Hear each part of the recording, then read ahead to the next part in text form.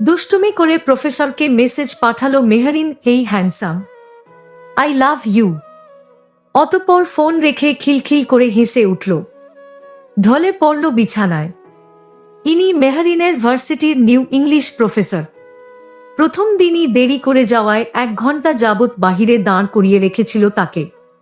আর আজ মেহরিন তারই প্রতিশোধ নিবে বলে ঠিক করল। এই স্যারকে প্রেমের ফাঁদে ফেলে উচিত শিক্ষা দিবে সে।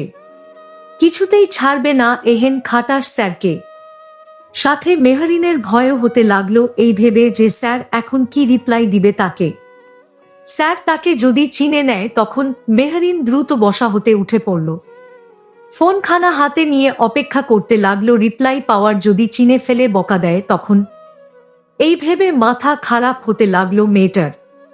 ইস, এত চিন্তা হচ্ছে কেন তার। এর মধ্যেই ফোনে টুং করে আওয়াজ আসলো। সে তড়িঘড়ি করে ফোনটা সামনে ধরতেই বিস্ময়ের হা হয়ে গেল তার মুখখানা। মেসেজে লেখা, ঘুমিয়ে পড়ো সুইট হার্ট, অনেক রাত হয়ে গেছে। বেশি রাত জেগে থাকলে তো তোমার স্কিনে ডার্ক সার্কেলস পড়ে যাবে, তাই ঘুমিয়ে যাও, লেট করো না। উম্মাহা! মেহরিনের হাত থেকে ফোনখানা নিঃশব্দে পড়ে গেল। সে তীব্র অবিশ্বাস নিয়ে ঠাঁই দাঁড়িয়ে রইল পাথরের ন্যায়। সবকিছু মাথার উপর দিয়ে গেল তার। আচ্ছা, আদ্রিয়ান স্যার কি তাকে চিনে ফেলল? আর তাই জন্যই এভাবে কথা বললেন তিনি। মেহরিন নিজের মাথার চুলগুলো খামচে ধরল দুহাতে, অতঃপর ধপ করে বিছানায় শুয়ে পড়ল। টেনশনে হাত পা ঠান্ডা হয়ে এলো তার। কাল ভার্সিটি গেলে কি হবে সেই চিন্তায় মাথা খারাপ হতে লাগলো। পরের দিন ভার্সিটির গেটে পা রাখতেই বুকের ভেতরটা ধুকপুক করে উঠল মেহরিনের। গত রাতের ঘটনাটা মনে পড়তেই হাত পা ঠান্ডা হয়ে এলো। ফোনটা ব্যাগের ভেতর ঢুকিয়ে নিয়ে দ্রুত হাঁটতে লাগলো সামনের দিকে। আজকে যদি স্যার কিছু বলে, নিজের মনেই বিড়বিড় করল মেহরিন। করিডোরে পা রাখতেই দূর থেকে আদ্রিয়ান স্যারকে দেখতে পেল সে। কালো শার্টের হাতা কনুই পর্যন্ত গোটানো, হাতে কয়েকটা ফাইল।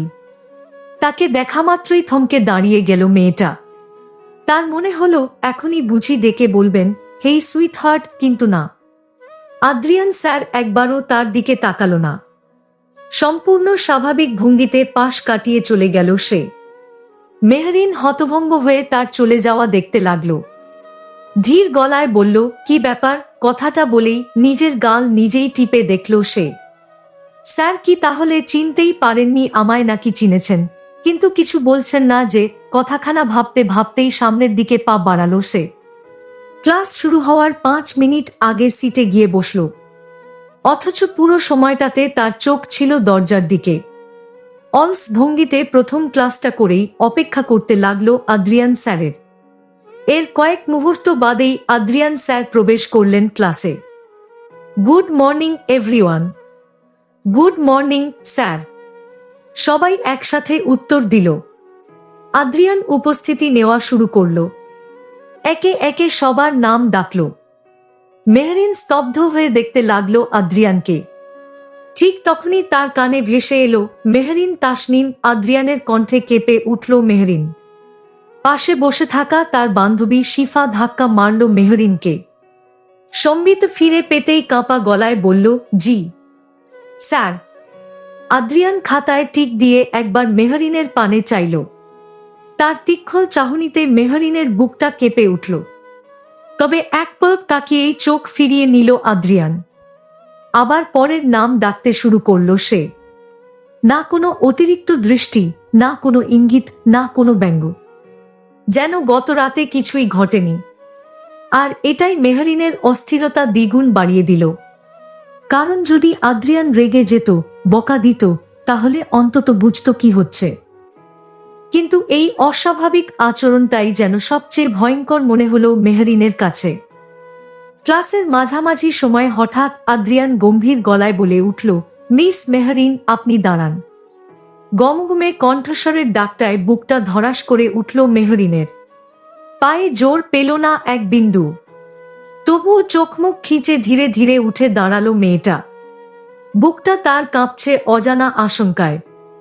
আদ্রিয়ান কয়েক সেকেন্ড মেহরিনের পানে তাকিয়ে থেকে সম্পূর্ণ নির্লিপ্ত কণ্ঠে বলল, গতকালের দেওয়া হোমওয়ার্ক। মেহরিন কয়েক সেকেন্ড বোকার মতো তাকিয়ে রইল। সে ভাবতেও পারেনি এটার জন্য আদ্রিয়ান তাকে ডেকেছে। সে ভেবেছিল গতরাতের ব্ল্যান্ডার নিয়ে অপমান করবে তাকে, যা ইচ্ছে তা বলে কথা শোনাবে। অথচ এটা কি হলো? মেহরিন মাথা চুলকে বিড়বিড় করে বলল, এই জন্য ডাকলেন আমায়? শুধু এটুকুই? আর আমি সারা রাত ভেবে মরেছি তিনি তার মানে সত্যিই চিনতে পারেননি আমায়। মেহরিন স্বস্তির নিঃশ্বাস টানল। কিন্তু ঠিক তখনই আদ্রিয়ানের ঠোঁটের কোণে ক্ষীণ একটা হাসি ফুটে উঠল, যা নজর এড়ালো না মেহরিনের। আদ্রিয়ানের ঠোঁটে বাঁকা হাসি দেখে বুকটা কেঁপে উঠল মেয়েটার। সে দ্রুত চোখ ফিরিয়ে নিল, কনফিউজড হয়ে মেরে রইল। মেহরিন ঠোঁট নাড়ালো কিছু বলার জন্য। অন্যদিকে আদ্রিয়ান আবারও স্বাভাবিক হয়ে গেল, একদম গম্ভীর মুখশ্রী করে নিল নিজের। আর মেহরিনের মাথায় তখন একটাই প্রশ্ন ঘুরপাক খেতে লাগলো, তিনি কি সত্যিই কিছু জানেন না, নাকি সবকিছু জেনেও খেলাটা উপভোগ করছেন? ক্লাস শেষে মেহরিন বেরিয়ে এলো রুম থেকে। প্রচণ্ড গরমে বেহাল দশা তার, চোখ মুখ ঘেমে একাকার। তবে করিডোর পেরিয়ে যেতেই হুট করেই কারো শক্ত হাতের বাঁধন অনুভব করল নিজের কোমরে। মেহরিন থমকে গেল সেই শীতল ছোঁয়ায়। চোখ মুখ খিচে বন্ধ করে নিল তীব্র আতঙ্কে। সে চোখ মেলল যখন নাকে ধরা দিল পারফিউমের কড়া ঘ্রাণ। আস্তে আস্তে চোখ মেলে তাকাতেই ভয়ে গুটিয়ে গেল মেয়েটা। কেননা তখন সে করিডোরে না, বরং অন্ধকার আচ্ছন্ন একটা ঘরে পৌঁছে গেছে, যেটা করিডোরের সাথে লাগোয়া। মেহরিনের নিঃশ্বাস বন্ধ হয়ে গেল। ছটফ করতেই খেয়াল করল কেউ তার গা ঘেঁষে দাঁড়িয়ে আছে, কারো বলিষ্ঠ দেহ ভার ছেড়েছে তার উপর। মেহরিন ঘামতে লাগলো, ভয়ে নড়তে চাইল সে, তবে পারল না। ভয়ে ভয়ে বলে উঠল, কে কে? ও পাশ থেকে ভেসে এলো হিসহিসানো কণ্ঠ, ইটস মি, সুইট হার্ট। কণ্ঠটা ভীষণ চেনা লাগলো মেহরিনের। কপাল কুঁচকে কয়েক সেকেন্ড চুপ থেকে দাঁতে দাঁত চেপে ধরল মেয়েটা। অতঃপর কোন প্রকার দয়া না করে নিজের সর্বশক্তি দিয়ে ধাক্কা মারল পুরুষটিকে। আরে আরে কি করছিস? আউচো! আচমকা ধাক্কা দেওয়ার ফলে সে টাল সামলাতে না পেরে কয়েক পা পিছিয়ে গেল। দাঁত কিরমির করতে লাগলো মেহরিন। দরজাটা হাত দিয়ে আলগা করে আওড়ালো, হারাম জাদা, ইটস মি সুইট হার্ট না? মারতে চাস আমায়? ভয়ে জান বেরিয়ে যাচ্ছিল, আর এসেছে সুইট হার্ট বলতে? তোর নানির গু খা তুই, শালা বেড়ালের বাচ্চা, উগান্ডার নাতি। কথাগুলো বলতে বলতে ঘর ছেড়ে বেরিয়ে এলো মেহরিন। মাথায় যেন তার আগুন ধরেছে এহেন অবস্থা। অন্যদিকে মেহরিন রেগে গেছে বুঝতে পেরে শাওন নামক পুরুষটি চুপসে গেল। গোমরা মুখ করে পিছু নিল মেহরিনের। সরি ইয়ার, বুঝতে পারিনি তুই এত ভয় পাবি। আমি তো জাস্ট সারপ্রাইজ দিতে এসেছিলাম। সারপ্রাইজ না, সারপ্রাইজ। আর একটু হলে তোর সারপ্রাইজের চক্করে আমি ছবি হয়ে যেতাম, আর তুই ন্যাকা কান্না করতে করতে সেই ছবিতে মালা পরাতিস। শালা টিকটিকির বাচ্চা আমার জানটাই নিয়ে নিচ্ছিল। উফ! শাওন পুরোপুরিভাবে চুপসে গেল মেহরিনের কথায়। মেহরিন দাঁতে দাঁত চেপে এসে দাঁড়ালো ক্যাম্পাসে। গরম আর তীব্র ভয়ে তার চোখ মুখ ঘেমে নিয়ে একাকার। নিঃশ্বাস ফেলছে জোরে জোরে। অন্যদিকে শাওন নিজেও তার সামনে দাঁড়িয়ে হাত জোর করে বলল, শরীরে ভুল হয়ে গেছে, মাফ কর। এরকম আর কোন দিনও হবে না, প্রমিস। তোর কাছেই রাখ তোর শরীর, প্লিজ রে, এবারের মতো মাফ কর। মেহরিন বিরক্তিকর মুখে বাঁকা নজরে তাকাতেই শাওন চকলেটের একটা বাক্স মেহরিনের সামনে ধরল। মেহরিনের চোখ সেদিকে পারতেই উজ্জ্বল হয়ে উঠল। আচমকা শাওনের হাতের চকলেট ছোঁ মেরে তা নিয়ে নিল মেহরিন। হাসল শাওন। রাগ ভেঙেছে? মেহরিন থতমত খেল। না মানে? চমৎকার হাসল যুবক। মাথার চুলে হাত বুলিয়ে বলল, লোভী কোথাকার। মুখ বাঁকালো মেহরিন। শাওন নামক যুবকটি সম্পর্কে তার খালাতো ভাই। দুজন সমবয়সী। শাওনের বাবা মা আমেরিকায় থাকে। শাওন নিজেও গত 3 বছর আগে দেশে ফিরেছে। আপাতত চাচির বাসায় থাকে, তবে এখন সে তার খালার বাসায় পার্মানেন্টলি থাকার প্ল্যান করে চলে এসেছে। মেহরিনের ভার্সিটিতে অ্যাডমিনস নিবে বলেও ঠিক করেছে। মেহরিন চকলেট খেতে খেতে শাওনকে উদ্দেশ্য করে বলল, কখন এসেছিস আর এখানে কেন? শাওন মাথার চুলে হাত চালিয়ে বলল, সরাসরি এখানেই এসেছি, বাসায় যাওয়া হয়নি এখনো। ভ্রু যুগল কুঁচকে নিল মেহরিন। এখানে কেন এসেছিস? আগে তোকে সারপ্রাইজ দিতে। মুখ বাঁকালো মেয়েটা। তখনই সেখানে এসে হাজির হলো শিফা। শাওনকে দেখে কপাল কুঁচকে নিল সে। মেহরিনের পাশে দাঁড়িয়ে বলল, এই বাঁদর মুখোটা কে রে দোস্ত? শাওন নাকি? আচমকা হেসে ফেলল মেহরিন। দাঁতে দাঁত চাপল শাওন। আঙুল তুলে করা গলায় বলল, হেই ইউ সকিনার খালা, mind your language, don't call me বাঁদরমুখো। ওকে চোখ মুখ খিঁচে নিল শিফা। মেহরিনের কাঁধে ভর ছেড়ে বললে, ওকে, কোন সমস্যা নেই। আজ থেকে তাহলে ব্রিটিশ ডাকবো। কেন কেন? মেহরিনের কথায় ঠোঁট পাকিয়ে হাসল শিফা। বলল, কজ এই বাঁধটা আমার সামনে এলেই খালি ইংরেজি বকে, তাই ব্রিটিশ নামটাই ঠিক আছে এর জন্য। মেহরিন ঠোঁট চেপে হাসল। অন্যদিকে শাওন চুপ মেরে গেল। এই মেয়েটাকে সে চেনে। যখনই মেহরিনের সাথে দেখা করেছে তখনই শিফা নাম অদ্ভুত প্রাণীটার সাথে তার সাক্ষাৎ ঘটেছে। তাই হার মানল সে। কেননা সে যতই কথা বলবে শিফা নামক মেয়েটা ততই বেশি বকবক করবে। তাই রিস্ক নিতে গেল না শাওন। শিফা শাওনের চুপ মেরে যাওয়া দেখে বিজয়ের হাসি হাসল। অতঃপর মেহরিনের কাঁধে ধাক্কা দিয়ে বলল, এই মেহু, যেটা বলতে এসেছিলাম, আদ্রিয়ান স্যার তোকে ডাকছে, বলল দেখা করতে। স্যার নিজের কেবিনেই আছে, গো ফাস্ট। শিফার কথাটা মেহরিনের কানে বেশ বর্ষর একটা বিস্ফোরণ ঘটালো। অবিশ্বাস্য নেত্রে সে তাকালো শিফার পানে। বুকটা ধক করে উঠল। আবারও কয়েক মুহূর্ত আঁখি পুলক ঝাপটে বলল, কি বলছিস? স্যার কেন ডাকছে? কাঁধ ঝাঁকালো শিফা। জানি না। অন্যদিকে মেহরিনের অস্বাভাবিকতা লক্ষ্য করে কপাল কুঁচকে নিল শাওন। মেহরিনের কাঁধে হাত রেখে জানতে চাইল, আর ইউ ওকে না? কি হয়েছে তোর? ঘামছিস কেন? থতমত খেল মেহরিন। ওড়না দিয়ে মুখ মুছে নিল তড়ি ঘড়ি করে। কাউকে কিছু বুঝতে না দিয়ে বলল, তুই না তো? এমনিতেই যে গরম পড়েছে। কথাটা শেষ করেই ফের বলল, আচ্ছা তোরা দাঁড়া, আমি আসছি। মাথা ঝাঁকালো শাওন। শিফা মেহরিন পায়ে পায়ে এগিয়ে গেল আদ্রিয়ানের কেবিনের পানে। তার পা কেমন কাঁপছে, বুকটাও ধরফর ধরফর করছে। মেহরিন তার চুলগুলো ঠিক করল। কাঁপা পায়ে এসে থামল আদ্রিয়ানের কেবিনের সামনে।